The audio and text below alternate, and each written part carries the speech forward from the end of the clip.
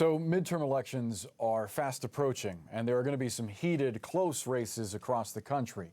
Democrats are promoting a series of recent wins on things like climate change, gun safety, and student loans, while Republicans are counting on high inflation, worries about a recession, and historic headwinds to retake control of Congress.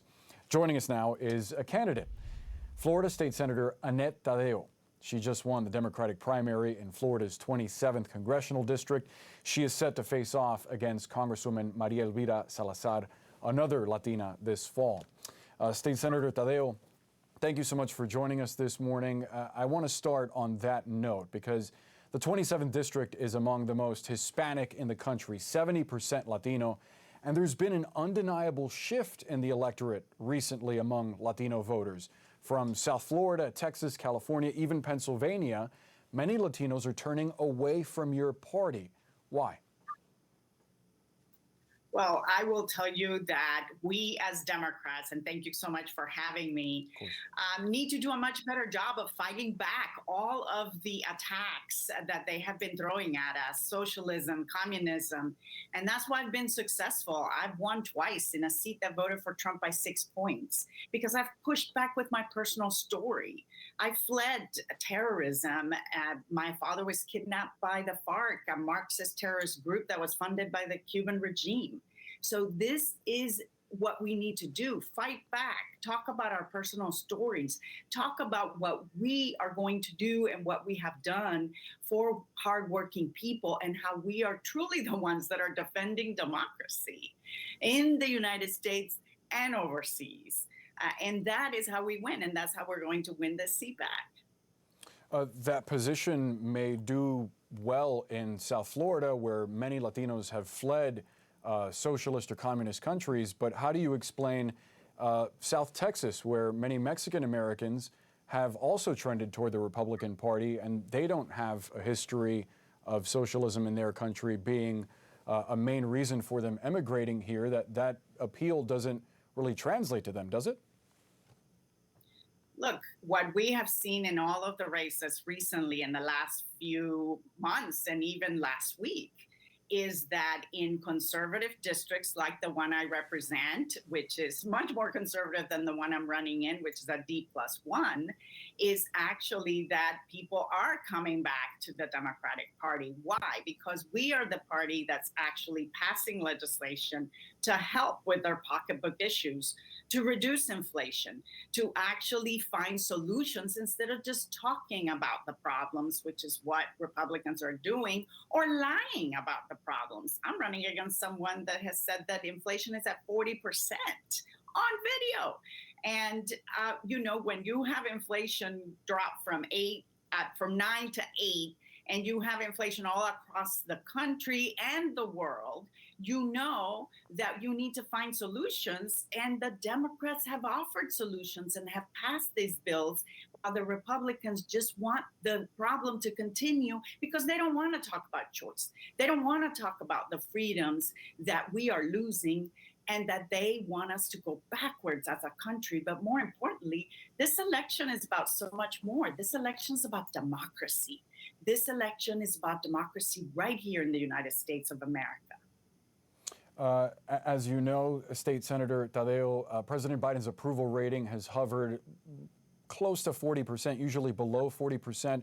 Would you like to see him come down to campaign with you?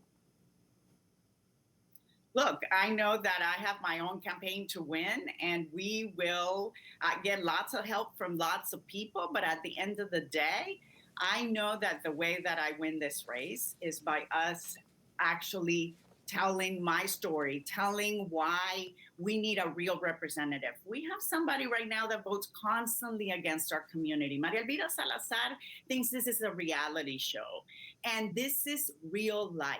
58% of Miamians are spending 58% of their income on transportation and housing.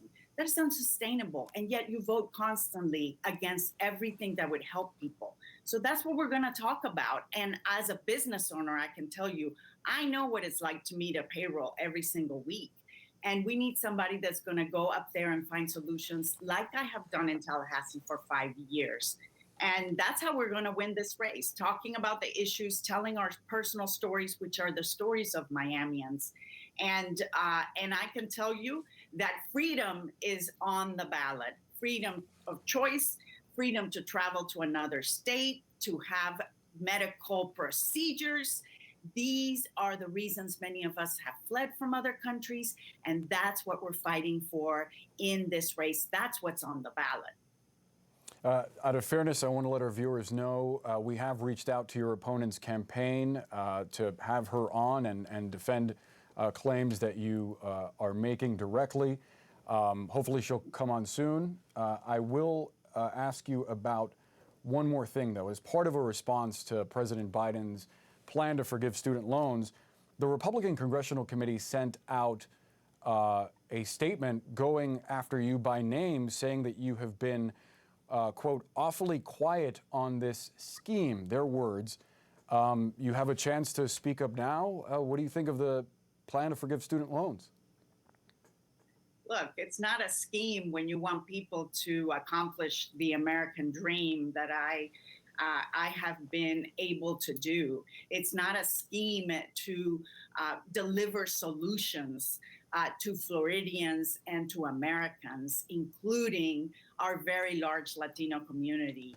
What I will tell you is we as Democrats are delivering on solutions for people to actually get ahead at a time when they need us to deliver. And I'm running against someone that actually said that people who need help, just a hand to get out of a tough situation in the middle of COVID, she called them parasites.